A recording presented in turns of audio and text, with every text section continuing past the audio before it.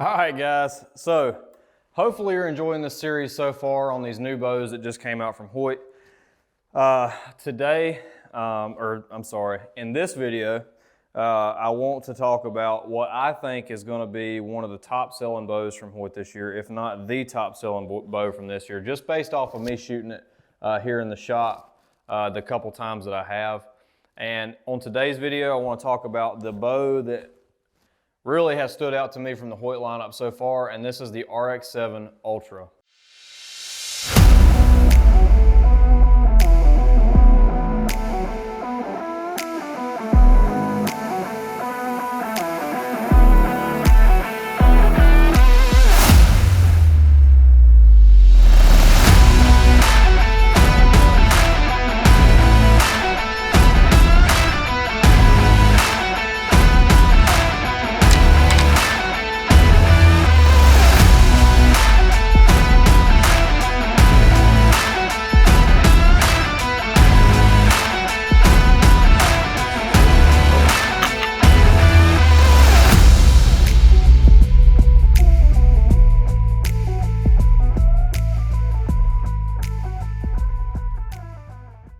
All right, guys, so like I said, the RX-7 Ultra, I'm pumped for this bow after shooting it a few times. I've really enjoyed shooting it.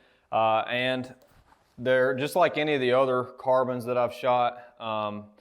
I've personally seemed to like the longer axle-to-axle carbons better. This is their 34-inch axle-to-axle bow. Like I said, RX-7 Ultra. Let me talk about some of the specs and what I got for speeds and what I shot it at. So the one thing that I do want to talk about first, before I go into specs, if you're a shorter draw guy like me, you're going to lose speed shooting a longer axle-to-axle bow from Hoyt. And most companies, you're going to lose a little bit of speed. With this bow in particular, the lowest draw length setting that it will go to is 27 inches. So with that being said, if you have a draw length lower than 27 inches, listen to what I'm about to say. Hoyt specs say this bow only go to 27 inches. With this bow in the 27-inch draw length setting, it was drawing in between 26.5 and 26.75 inches. So for like David that works here in the shop, he's going to be shooting this bow for this year. He normally shoots a 26.5-inch draw length. He's going to be shooting this bow in 27. Don't cut this bow off without shooting it. If you have a 26.5-inch draw length, give this bow a shot. You won't be upset that you did, I promise. Even if you don't buy the bow, it's still worth shooting. So that's why you'll notice on this draw length here, 27.25. That's actually what the bow drew, and I have the mods in a 27.5-inch draw length. So I originally set this bow up at 27 inches. And it felt super short to me, so I went to 27.5. This bow feels perfect, so that's what I'm going to shoot it at. So this bow's set at 70 pounds, 30-inch draw, 370 grain arrow. I shot 315 feet a second, which is a little slower, but nothing to shake a stick at for sure. And then at 70 pounds, 27.25 inches is what it actually drew on the draw board, and a 456 grain Easton axis, I shot 252. Which is it's slow, guys. I'm telling you, you're not going to be shooting super fast speed with this bow, but I'll get into why I like this bow so much here in a minute. So 334 feet per second is what they're saying it shoots. 34 inches axle to axle, so it's going to be a longer axle to axle bow. 7 inches on the brace height, 4.3 pounds. 27 to 32 inches on the draw. So for you long draw guys, you're going to be getting some super speed out of this bow. At 32 inches, this bow is going to shoot excellent. And then it comes in options of 40 to 80 pounds. One thing I will say is I shot this bow as well as all the other bows, like I said, at 30 inches. I'm not reviewing them at 30 inches, but I will say if you are a longer draw guy, come shoot these bows and don't go based off of just what I say, because the draw cycles are less, the reviews on the draw cycles are less exact for you long draw guys, because I'm shooting it at a shorter draw, and just based off of shooting this bow at 30 inches, I can tell you this, the cycle is much different at 30 inches than it is at 27.5. So just keep that in mind.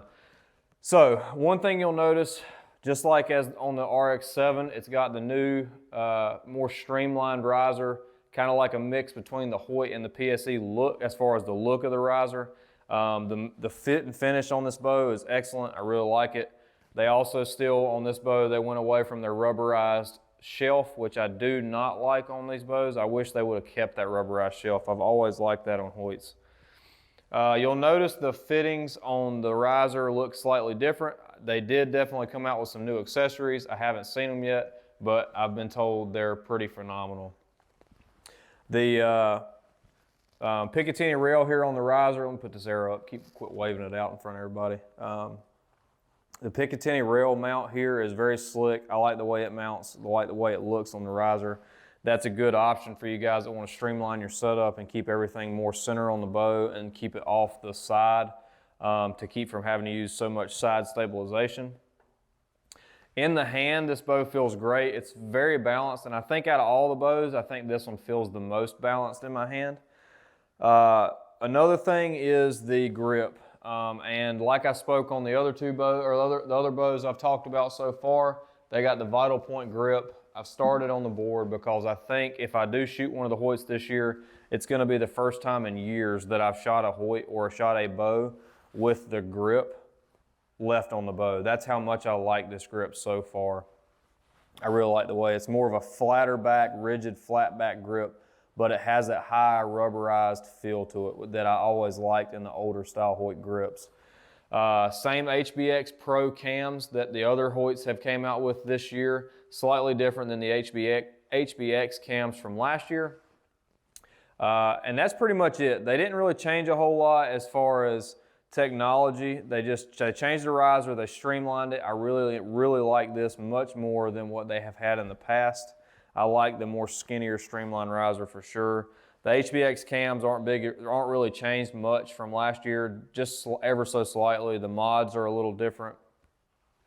So let's get into what I like and dislike on the draw, the cycle, the shot, and everything else. Let's shoot this thing a few times and put some arrows through it.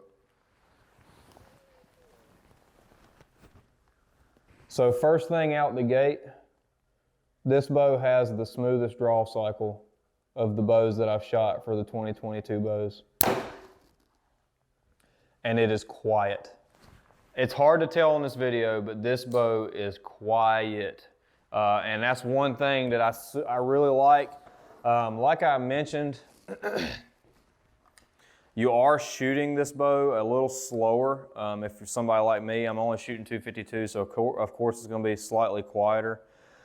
But the draw cycle, same as the last few, it's stiff on the front. I'm letting it down, letting it down, letting it down. See, it never really drops off. And that's what I enjoy so much about the Hoyts. Nice and quiet on the shot. No hand shock at all. The only bow that's really had hand shock so far has been the RX-7, just the standard 30-inch RX-7. I haven't felt any real hand shock in this bow. Like I said, it's my favorite draw cycle of the new bows. It's a little bit stiff on the front. And like I spoke on in one of the other videos, this was my first year shooting a Matthews, and when I'm hunting, when I tried to let that bow down, especially when I'm cold or I'm sore from packing all day, hiking, whatever, excuse me. One thing I don't like about it is the way the Matthews draw cycle is set up. It's smooth at the front and then it has a lope at the end. It has like a stiff spot.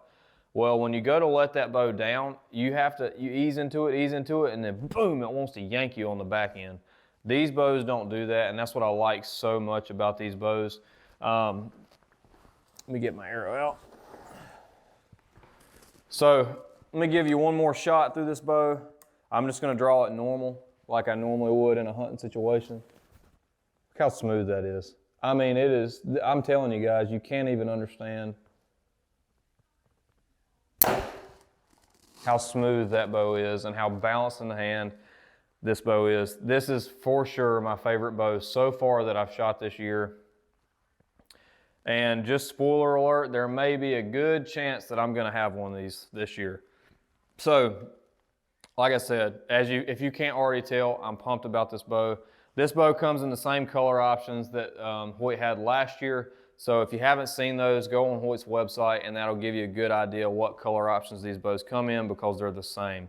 So let me go over what I like and dislike.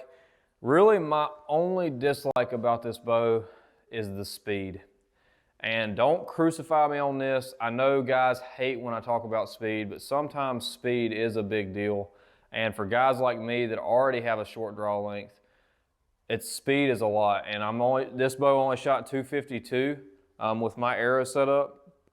So because this bow, and this is one of the big takeaways from this bow, because this bow is so smooth and it draws back so easily, you could shoot, if you're a guy that normally shoots 70 pounds and you shoot it and you can draw it any time of the day. If you got a big buck come in, you're cold, you can draw it, whatever. You can actually draw right around 80 pounds and it feels like a normal 70-pound draw for several of the other bows. And that's what I really like about this bow. And if I were to shoot it this year, I think I would get it in 80 pounds. So, like it or lump it, I like this bow. And I know I don't recommend shooting 80 pounds if you're not going to be able to shoot it comfortably, but if you can shoot it comfortably, I've got a Spider 34 at home that I shoot at 80 pounds, and it's nowhere near as smooth as this bow is. So keep that in mind. Really, really impressed with this bow. I think Hoyt hit a home run with this bow. Definitely, if you're interested in shooting the new Hoyts, come up here to Grafton Archery. Check them out. Give them a look. Give them a call at 704-855-1300. Especially for you long draw guys, give this bow a look because, like I said, this bow goes up to 32 inches on the draw length. Hoyt actually has some other options coming out. Can't really talk to those, but keep your eyes peeled for, if you are a super long draw length guy, keep your eyes peeled for some new things coming out from Hoyt. So far, I'm impressed with their new lineup, and this is by far my favorite of the four that I've shot so far. So appreciate you watching, guys. Please comment down below. Please like and subscribe, and if you haven't already. If you enjoy what I'm putting out there, let me know. If you don't, let me know, because I'd always like to improve on some things and bring y'all some more content if y'all want to see something else.